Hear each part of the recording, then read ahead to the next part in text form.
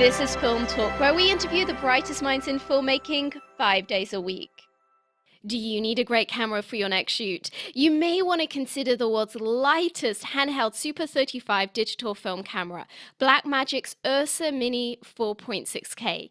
The Ursa Mini boasts a 4.6K sensor, global shutter, and up to 15 stops of dynamic range. It's perfectly balanced for handheld use and comfortable enough to be used all day long. Scene 1, take 1. Film Talk Nation, we are greenlit for yet another great show. Vanessa Frank here, and I'm excited to bring you our featured guest today, Dr. Rachel Ballon. Dr. Ballon, are you ready for your close-up? Sure, always. Dr. Rachel Ballon is an international script consultant, licensed psychotherapist, and career coach. She specializes in writers' personal and professional issues, such as how to overcome self-defeating behaviors, writing blocks, and procrastination, whilst increasing creativity, confidence, and productivity. A former adjunct professor in screenwriting at USC School of Cinema and Television, she's the author of 5 widely acclaimed writing books, the latest 2 of which are Breathing Life into Your Characters and The Writer's Portable Therapist. Dr. Ballon has worked as a psychological advisor and consultant, reviewing hundreds of scripts at United, Paramount Network, Saban Entertainment, Fox Family Worldwide, and Fox Kids. A master teacher at UCLA's Writers Program, she is a screenwriter with produced credits on ABC TV and a member of the Writers Guild of America. Dr. Ballon, it's an honor to have you on the show today. You know, it's interesting when I'm listening to this, I can't believe I did all those things plus more. It's always good to see life recapped, I think. Well, one time somebody suggested, since my name is Dr. Rachel Ballon, they said that I should do a show called The Balancing Act between, writing, teaching screenwriting, dealing with people's personal problems, and dealing with script writing, where people are blocked in their creativity. Yeah. So, Dr. Ballon, you hold a very unique role within the industry, which is this very rare and valuable combination of you being a psychotherapist and at the same time you having a high degree of competency as a writer and a script consultant. How did you first get into doing this kind of very, very unique job that you now do? Okay. It started when I was going to school to become a psychologist, and I used poetry therapy with people who didn't want to talk about their problems, and I was getting my hours in, I had to have 3,000 hours in order to be a psychologist. Oh, wow. At the time, yeah. And so I dealt with people who really were not used to being open, and I used poetry. I studied with a very famous man who founded poetry therapy, and if you want to read a poem to somebody who, is feeling depressed or something, you might read a poem by William Blake called The Poison Tree. And so poetry therapy got into feelings, and when I started getting my hours, I saw that just writing, was more powerful than talking. And so I started taking script writing classes at UCLA when there were very few. And eventually, I remember that they needed another section at UCLA in the writers program. So the teacher recommended me because at that point I was teaching in the mental health program at UCLA in the extension. And so I combined script writing. Eventually, this was over years. I started teaching script writing. I started teaching what I saw was writing from your inner cast of characters. And for writers, any type of writer, even a ghost writer or a nonfiction writer, you have to write from your inner self. That's how it combined. And what I saw is when I was in therapy with people who were coming to see me, they were telling me their stories, and basically they were telling me their life script, because we all live our own life script. And so with writers, I saw that they needed to go deeper, and that's why my one book, Breathing Life into Your Characters, How to Give Characters Emotional and Psychological Depth, is really a psychology book for the writer because you Yeah. have to really know yourself. Yes. And so I combined that, and through the years, I'd see a writer where I teach a writing class, and I would see that it's more therapeutic than therapy, Mm. where people just tell their stories orally. Yes. And that's how it started. Absolutely. And so, in terms of, I would imagine as a psychotherapist, you have an incredible ability to analyze and to see patterns. How do you feel that that has helped you as a story analyst? Well, let's say you come to see me and tell me you want me to read your script. Hmm. Before I ever read a script, this is why I feel that I'm unique in what I do, although I'm not discounting any of the other script consultants. My uniqueness is I can make a diagnosis. Is Yeah. it the writer who's blocked and having problems, or is it the script that Mm. has the problems? And because I have taught screenwriting for so long, I know what goes into a good script. Mm. And you can have all the wonderful appointments, the plot points, and you can have, the turning points and all this. But if you don't have depth of character or character motivation or emotion, it's like having bread without butter Yeah. or jelly, And so what I found that a lot of the students or graduate students where I taught would come to see me, and they were wanting to write the next Star Wars or the next zombie or the next this for their short film. Mm. And I said, what about yourself? Was there a story that was interesting in your life? Did something happen to you? And the people that I helped who went inside rather than trying to get the generic, sci-fi or something like that, they won the prize Mm. because their script stood out because it touched the readers and the viewers. Yeah. In terms of that point of needing that diagnosis of is the issue the script or the screenwriter, I kind of have a couple of questions around that. The first one being, how do you tell whether, how do you diagnose whether the issue is the writer or the screenplay? And secondly, as kind of a follow-up to that, I just love to get a little bit more insight into what those issues are that the screenwriter can have. When you say, no, it's not the screenplay that's the problem, it's the writer, what would those issues be? What exactly are you asking me? Two questions, like how do I make a Yes, yes. diagnosis? Uh-huh. Let's start with that. Let's Okay. start with that one. Okay, so let's say you came to see me, and I charge X amount of dollars to read a script, but I've talked to you first. So tell me about your script, Mm, and I always ask why. Why are you writing this script? What do mm, you want the people to feel who see your movie? What do you want them to, what's important to you? Are you saying like there's no justice in the world, or that women get paid less than men, or whatever that is your passion? Now, if a person says, well, here's a piece of paper, here I wrote this, and here this, if I see that they know nothing about structure, mm. and they don't know what their intention is of why they're writing the script from an emotional point of view. I mean, you have to be passionate. It's like Joseph Campbell says, follow your bliss. Yeah. Well, if you don't have any passion, no one's going to care. Mm, It's just like, why does one song stand out uh, among millions and then others don't at all? It's the passion of the creator, yeah. whether it's writer or songwriter. So I can tell if a person doesn't know structure, they don't know anything about screenwriting, because it's a very structured craft, Mm, not by the numbers. You have to know something before you can break the rules. yeah.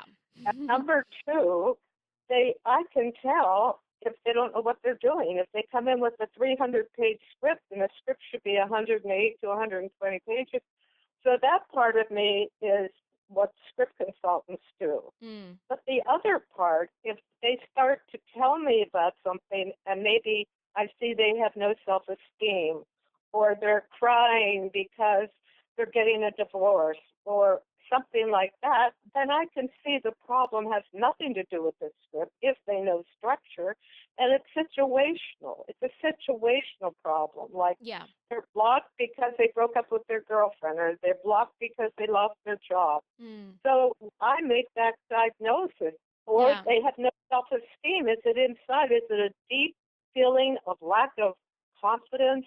And if I don't believe in me, how are you going to believe in me? Mm. Mm. And Yeah. so that's how I make the diagnosis. And it takes more than, 2 minutes like I'm talking right now. Yeah. It's after talking to them. So I tell them to put their script down. And many times people go into therapy. Yeah. But, Wow. Wow. and it's not because they came to see me for therapy, but they realize the problem is inside. Yeah. It's, they self-destructive, or they are self-defeating, or they have low self-esteem, or they hear the critical voice of their parents saying, look who thinks they can be a writer, laughing. I've had a Mm. lot of that, where childhood, you know, notions from Yeah. parents have really influenced them. And I always feel that it's an inside job. It's like writing is an inside job. Mm. Good writing comes from the inside, no matter what type of writing. And I do know that I was asked to go to Nashville to work with songwriters. It didn't pan out, but what songs stand out? Not the ones with clever lyrics, but the ones with deep feeling. Yeah.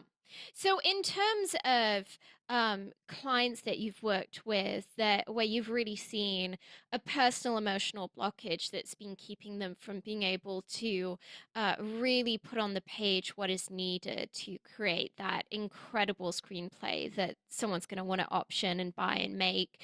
Um, how have you seen that?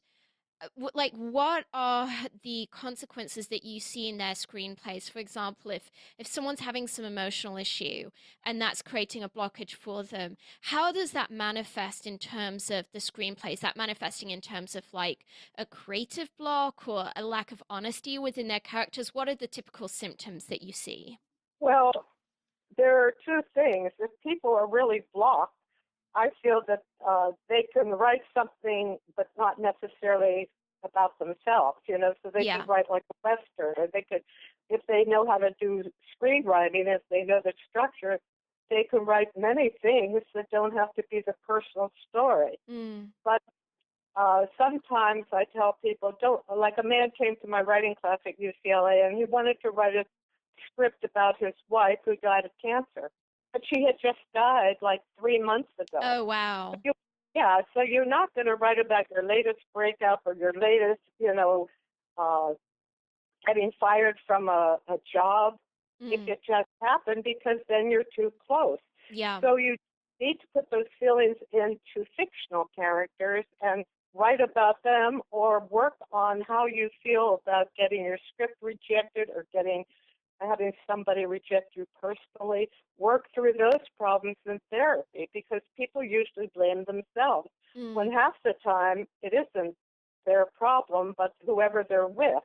It's like I have many, many people that I know who are wonderful writers, honest writers, emotional writers, and they'll never get sold because that's not what the public wants right then, or Yeah. that's not what the studios. It's a copycat system.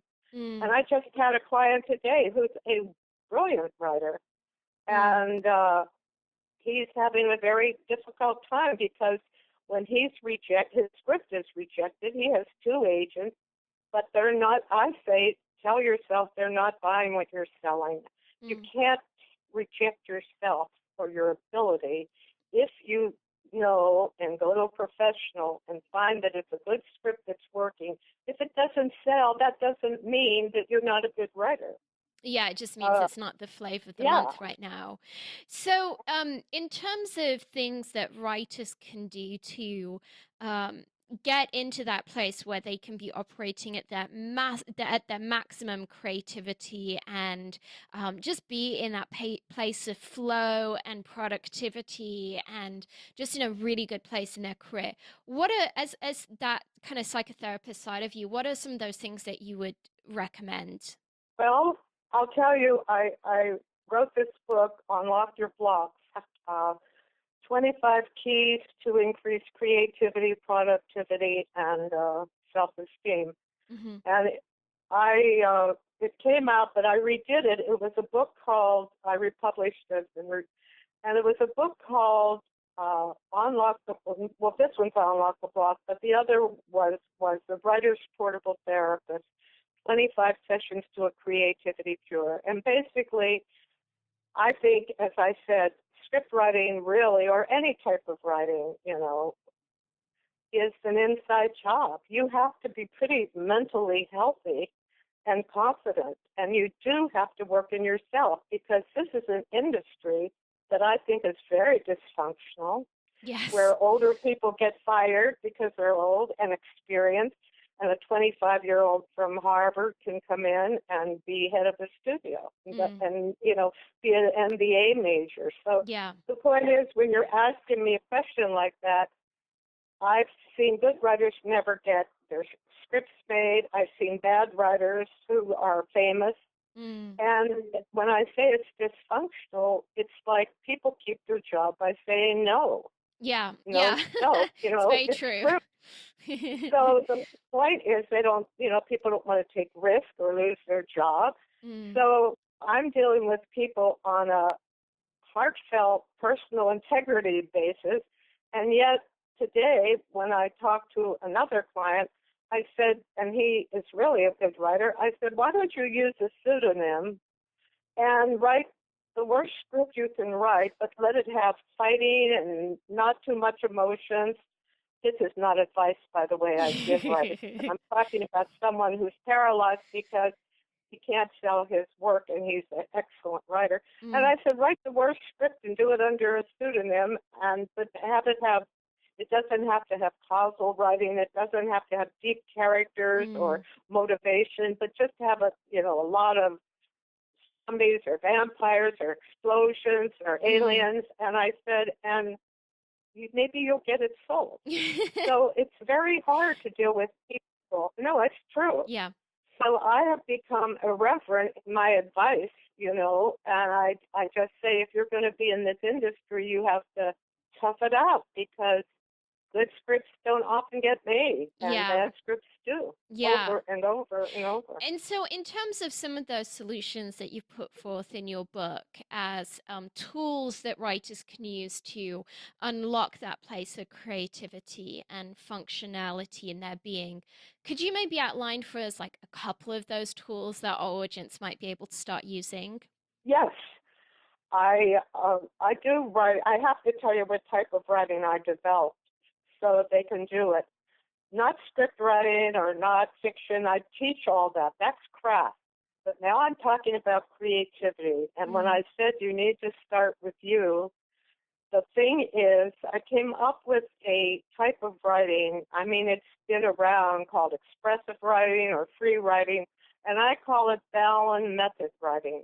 And the reason I call it that is, if you think of actors, an actor will get a character, and let's say they study method acting, okay? So they learn to go back into their past and touch a moment of, let's say, when they were really angry. And so they bring that to the character. Yeah. Everyone says, oh, wonderful, you're a method actor. Yeah. But think about writers. They do all the characters. Yes, They do the precisely. villain and the bad guy and the good guy and the wise old man and the little professor, all the archetypes that Campbell uses or that are used. And yet, they don't necessarily do method writing. So I came up with Ballon method writing. And in a brief nutshell, before you can change a problem, you have to be aware it exists. So when you say you're blocked, let's start that you're blocked and you don't know why you're blocked, but you know how to write, but you're blocked in yourself. That's what I'm talking about now. Well, there are things like perfectionism, that you have to get it right, And there are things like negative self-talk, how much negative self-talk, and where does that talk come from? And then there are things like procrastination, clean the refrigerator, or Seinfeld's on, or it's in my book. And these are just 25 categories of different types of the way we sabotage ourselves. Or low self-esteem, where you don't have any esteem. And my feeling is all of these require finding out where it came from. You just can't, I have negative self-talk and I'll change it. That's ridiculous, How did this happen? Because it's very deep in your unconscious. Interesting. So basically the writing that I have done, which is recently in the past almost 10 years, a lot of writing that I teach now is writing to heal or writing to get to reveal. So you get into your unconscious and you write as fast as you can. You get relaxed.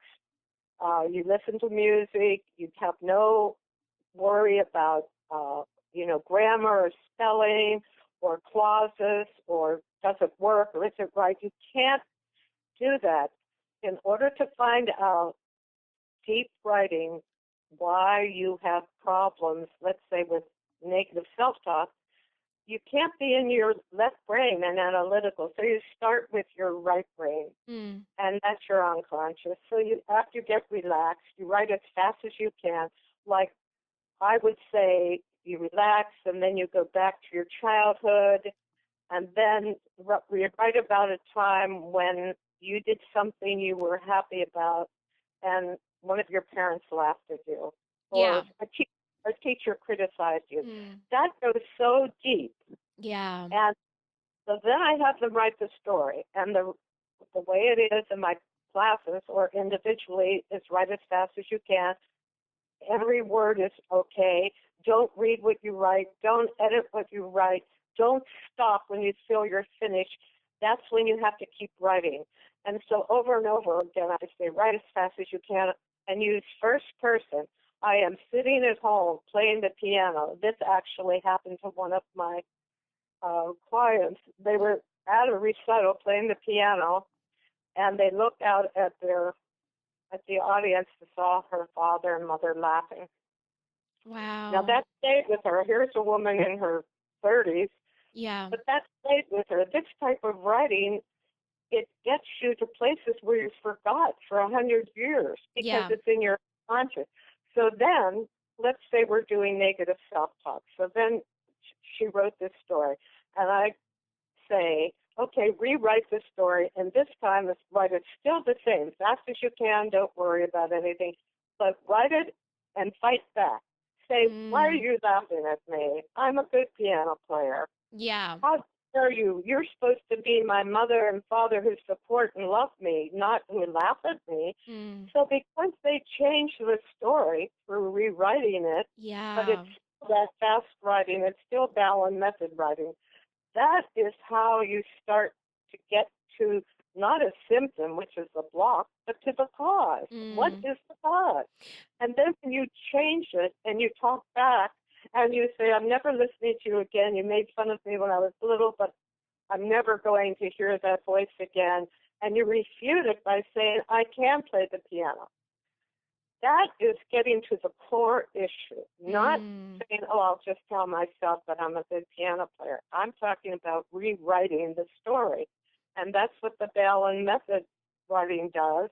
It helps you on anything. It helps you with procrastination. It helps you get in touch with the reality of why you're blocked. Yeah. So it's almost like it's almost like you're using that ability that you have as a writer and a creative to rewrite those memories with a ending that is going to be far more empowering and edifying, and that's just going to enable you to kind of move forward in your life. Yes, you're very good. Absolutely right, because I'm working on a book now that's almost finished, and it's called Your Happy Ending Life. Yeah. Write RIGHT, write your stories, the stories are the stories of memory.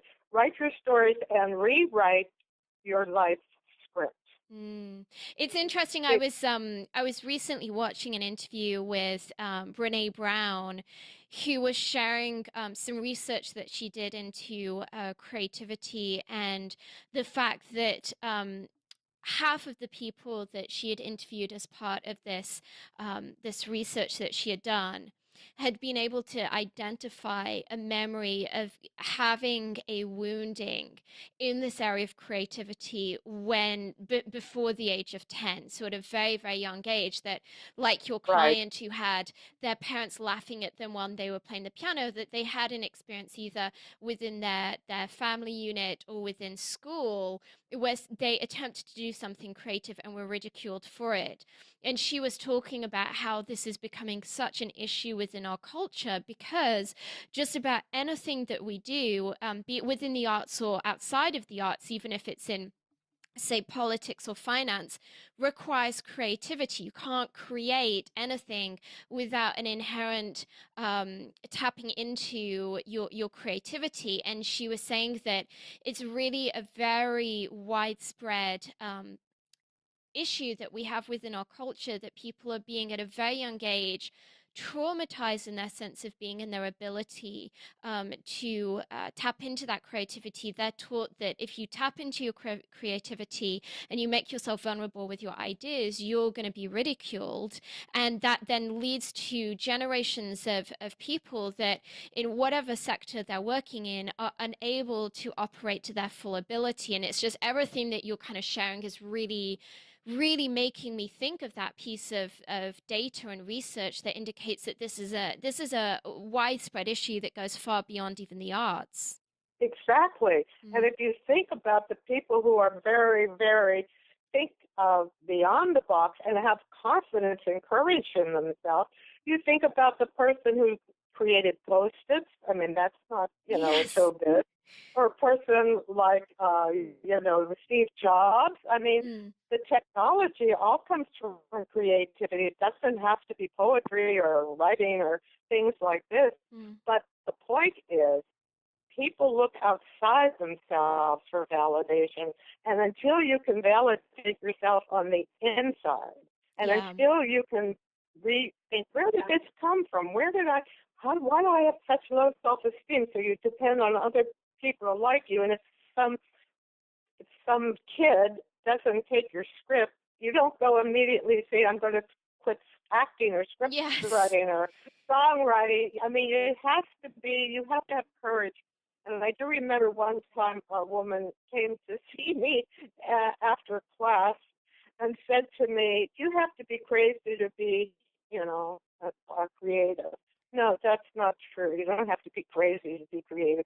As a matter of fact, you have to have a lot of courage to You do. continue in the face of rejection, and you have to have courage to believe in yourself Mm. when You other do. people don't believe in you. So Absolutely. that's why in the the book that I said, Unlock the Blocks, there are exercises for everybody to do, and it Mm. always starts with you. It has like if in childhood you were on the playground and kids made fun of you. You just were saying at school, it doesn't have to be parents, Mm. and they call you stupid or weirdo or something. That's what you carry with you sometime Yeah. inside. Yeah. And so you'll Absolutely. you'll Absolutely. find yourself being, if you're rejected at a job, you'll go right back to that place. You won't know why. That's why rewriting the story is so powerful, using, my method of writing, because you're not worried about grammar or plot points or spelling or Yeah. anything or turning points. You're writing the truth of your pain or Yes. your negativity. I know Dr. Ballon, you and I were speaking a few days ago, and you said something to me that has really stuck with me since and that I've been meditating on. You said that you cannot give your characters anything you don't already have yourself, which I think is an idea that I've certainly heard reflecting in parenting teaching, this idea of, you are not going to be able to love your child more than you love yourself. You're not going to be able to teach them anything that you haven't already learnt yourself. And your kids are going to see your actions, not your words.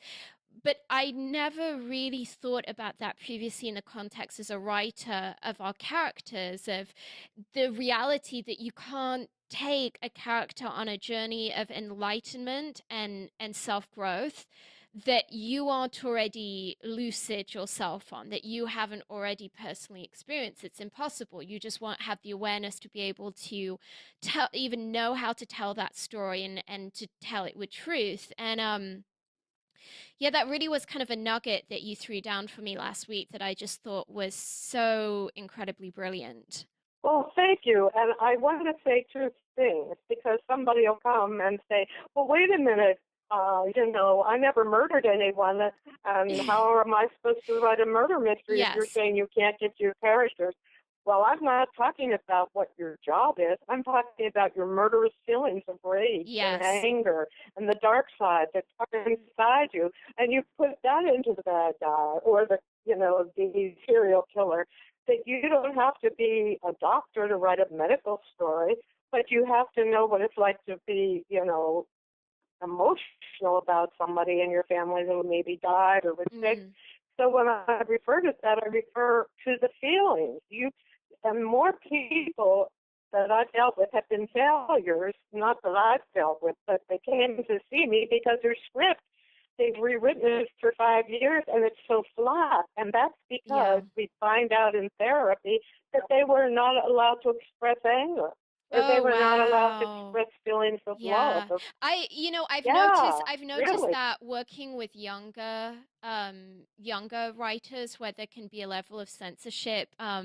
Interestingly, I've noticed it particularly in the area of when it comes to sexuality and love scenes of the sort, and maybe they have not had that experience of falling in love with someone or having physical contact with someone. There can be this blockage, this auto censorship that, I think there's an element of life experience, and then there's an element as well where you kind of have to talk to someone about their fears and just say to them, listen, you have to, if you sit here imagining your parents and your grandparents and all of your friends reading the sex scene, it's going to be impossible for you to Mhm. write it in the same way that it would be impossible for you to be intimate with someone in front of, with an audience of people. And so what you have to do is kind of go through this mental process of blocking all of that out so that you're free to have the intimacy with yourself, so to speak, to be able to write a scene like that without just it being flat and it being censored and it being something that you can't bring forth because you're just so complexed about it. Exactly, and especially like when you talk about sex, if you were brought up in a very religious home where it's Yeah. forbidden and bad, and then you can't deal with that in your Yeah. character. Yeah, if you can't deal with And it, your I, character certainly and I won't. right, and so the point is that you have to get in touch with the characters inside you, the one that's dark, the one that's smart, the one that's sensitive, the one that's angry. Because I had a woman write a wonderful script and about getting locked in a motel and can't get free with a crazy person, and she was talking like I'd be talking to the milkman, Yes. and I said, "Where's your anger?" It turned out she never was allowed to get angry. Yeah. So until she could work on self, just like you said, you have to work on yourself. She couldn't put those feelings into a character. Mm. Yeah. So men who can't work on their soft side and who cry aren't allowed to cry because big boys don't cry. Mm. And little girls who, if they're aggressive, then they're just awful. But, Mm. if a little boy's aggressive, he's tough. I mean, we've had these cliches and stereotypes that we buy into. You have to question your own belief system and values. Yeah, And absolutely. Absolutely.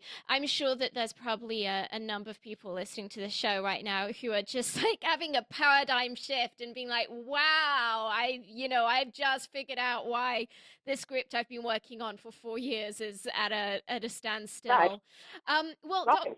Dr. Ballon, we're about to enter our final act in which we're going to be getting some of your top recommendations.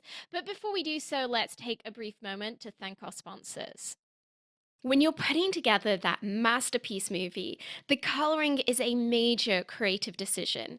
It can make the difference between whether the audience interprets your story as warm, cold, dark, or light, and it can help define the genre of the film. Here's a quick tip. Horror movies tend to have blue tones, romantic comedies tend to have warm tones, apocalyptic movies tend to be grey and washed out, movies in which reality is off kilter tend to have green tones, and action movies tend to feature a lot of teal and orange, particularly in their artwork. The Emmy Award winning Davinci Resolve from Blackmagic will help you get that perfect color for your next production. The Davinci Resolve 12 combines professional non-linear video editing with the world's most advanced color corrector, so you can now edit, color correct, finish, and deliver all from one system. The Davinci Resolve is completely scalable and resolution independent, so it can be used on set, in a small studio, or integrated into the largest Hollywood production pipeline. From creative editing and multi-camera television production to high-end finishing and color correction, only Davinci Resolve features the creative tools, compatibility, speed, and legendary image quality that you need to manage your entire workflow, which is why it is the number one solution used on Hollywood feature films. Dr. Ballon, welcome to the final act, where you'll be sharing incredible resources and mind blowing answers. Are you ready? Yes, of course. Thank you. Fantastic.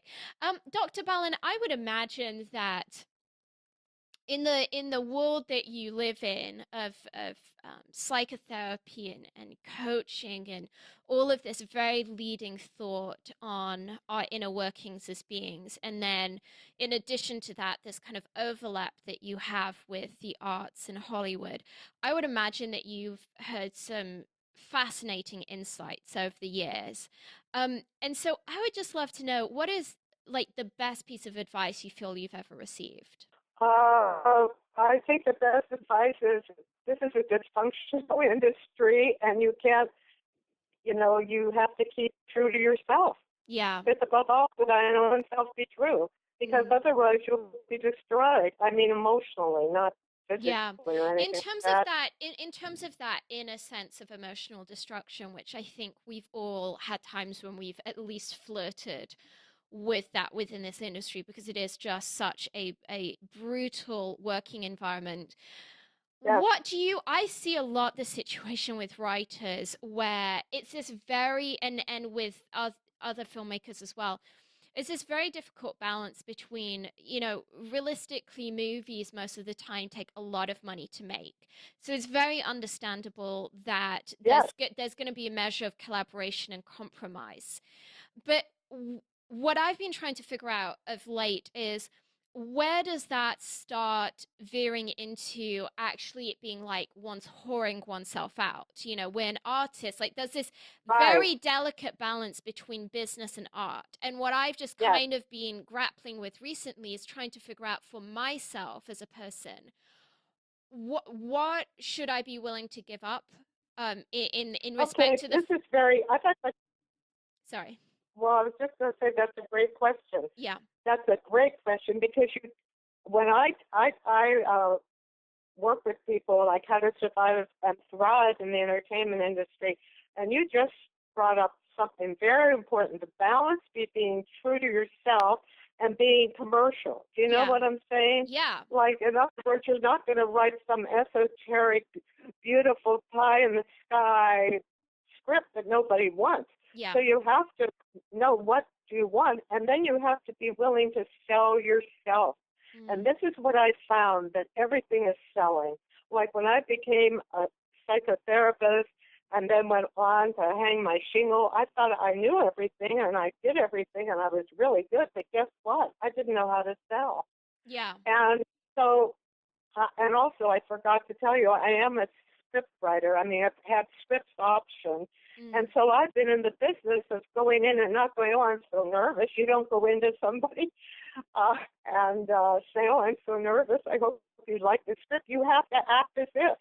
And Mm. that's the whole concept. You have to Yeah. act as if But I you mean, are in terms of kind of artistic compromises that one might be asked to make, how far does one go down the line? Because it's really I think none of us want to get to that place where we're so idealistic and precious about our art that it loses all commercial Oh, potential, yeah, and no one wants to work with us, and we're so we're so uncompromising in our vision that it's just not a viable industry for us. But at the same time, I think a lot of us writers have times when we get off the end of a job and we just go, you know what, I literally feel like I've hoarded myself out for that producer, because it's just, it really was not what you got into the industry to do. exactly. Well, What thoughts do you yeah. have on like how one defines as an individual, how one kind of figures out what that boundary line is? I think it's how you feel about yourself after you leave. Do you Yeah. feel you need to take a bath? Seriously, or do you Yeah. feel proud of yourself? And I said to somebody recently, if you do something that you don't feel comfortable doing, but you are choosing to do it because you're a pragmatic person and you want to get your script made, then don't be ashamed. Mm. In other words, Yeah. if you, like as a writer, if you decide, well, okay, I'm going to give this producer what he wants, and even though it wasn't my vision, I want it to get made, because your vision can sit in the closet or in a desk Yeah, drawer. precisely. So I think you have to be a pragmatist. Mm. Absolutely. When I was talking to you, like the first half of this Mm. interview, it was all about the writing and the art and the creativity. But then there's a whole other world, sorry, but that's another word too, and it's selling. Yeah. It's competition. It's being, it's working with them and letting them get excited about your work and Mm. keeping your mouth shut, even if they say things that you didn't mean for your script, if you want Mm. it to get made. Yeah. And you have to give people confidence. You can't say, oh, I don't like that, and oh, I'm so unsure of this. And when I go into when I'm giving not workshops, but when I'm going to places and doing big conferences, let's say, I walk in with a certain, like, with my shoulders bent over and looking down, no eye contact, shuffling across, and I say, people believe what you say about yourself. Yeah. And so, what do you say about yourself before you Mm. say anything? And that's where the commercial comes in. You have Yeah. to stand in eye contact. You have to show confidence, or no one's going to put $2 million in your script. Yeah. You Yeah. that you Absolutely. have to act exactly, and Absolutely. you also don't keep saying, "Oh no, that's the way I meant it." That no, you have to be. Let them work with you. Be a Mm. collaborator with the producer, the director, the actor, to whoever you get as the main person that's going to put up money. Mm. Don't argue with them. So, Dr. Ballon, I love to ask my guests to recommend a book that has really shaped them as a filmmaker.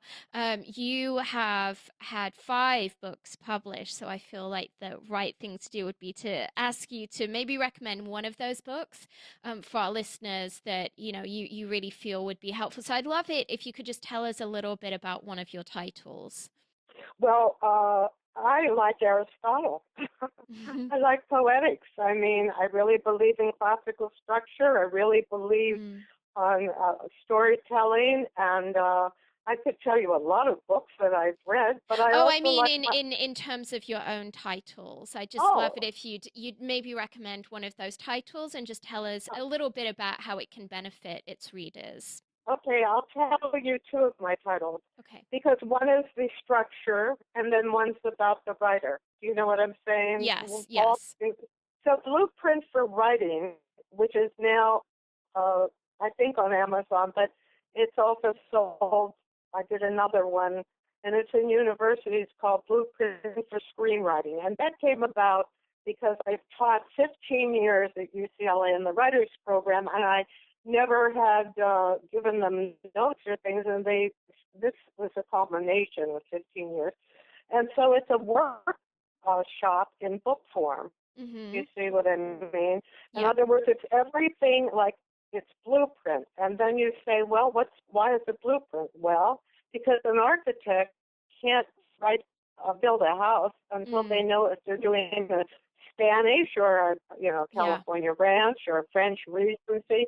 So Mm. you have to know what you're writing Yes. before you, and that's the outline, and that's what are you writing, what you care about. So that's strictly craft. And the subtitle is Creativity, Craft, and Career, because when you're a writer, you have to first summon your creativity. You have to know the craft, and career is what you just asked me about. You have to know how to sell, and you have Mm. to know how to be in the world of commerce and business. Mm. And the other book, which I call Unlock the Blocks, which just is on Amazon also, it's all about you. It's all about the writer. Mm. You know, do you procrastinate? Are you blocked? How can you increase your creativity? How can you get more confidence? How can you stop, uh, uh, you know, every time you get rejected, how can you overcome rejection? How can you handle what you think is failure, but it's not failure? And so those are all exercises. The first one, screenwriting, is all about exercises for craft. Yeah. And the second one is all about exercises for you. How do you get rid of negative self-talk? How do you Yeah. get rid of self-doubt? And so those are the two that So are they're really necessary. complementary. Yeah. Fantastic. Yes, Dr. thank Ballon, you. Dr. Ballon, if you could recommend a movie for our listeners, maybe something that you would want to point to as being either a really great example of story structure or a really great example of kind of, the psychology of a character, what would that movie be and why? Well, I'll tell you, I love Ordinary People. It was Judith Guest wrote a book, and then it's a novel, and then it became a movie. And it's about a family that's really, excuse me, everybody changes in the end, but it's Mm. structured beautifully. Mm. And it has a transformation of the characters. And it's not like, right by numbers. It's really internal. It's emotional. Yeah. And I also like American Beauty because all Yes. those people started out one way and they ended up another way. And Yes. it was all a family also, but it was much more. It was how they felt about themselves in life and how their marriage was and how life was in career, Yeah, you and see an how they amazing treated. transformation. You really Yes, do. amazing. Um, So those are the two I love. Dr. Ballon, if you could recommend either a website or an app to our listeners, maybe something that you feel has been really helpful to you in your very unique profession, what would that be and why? I'm telling you, I feel that people should read the trades. Yeah. So it would be the Variety and Hollywood Reporter. You have to know what's going on. Mm, If you're going to write for television, you have to know what's going on. If you're going to write for what movies they're making now or what studio went bankrupt, you have to know what's going you on. do. You So really that's where do. the commerce comes in. You can learn about writing by writing, but really I feel all these websites, although most of them are probably excellent, that you learn by going and doing. Mm. And so you need to know what what milieu you're in. Yeah, absolutely. Well, Dr. Ballon, it's time for the martini shot. What parting piece of guidance do you want to share with us? Don't give up. Keep going onward, upward, and inward rather than forward, inward. Fantastic. Fantastic. Good writing is from the inside out. Absolutely. Well, that's a wrap. Film Talk Nation. In this industry, you're only as good as the people you know. And today you've been hanging out with Dr. Rachel Ballon and myself. If you want to go the extra mile, head over to filmtalkpodcast.com and type Dr. Rachel Ballon into the search bar. The show notes from today's show will appear along with everything we discussed, like Dr. Ballon's recommended book and movie. Dr. Ballon, we appreciate you sharing your priceless insight with us today. Film Talk Nation thanks you, and we'll see you on the red carpet. Thank you. I enjoyed it very much.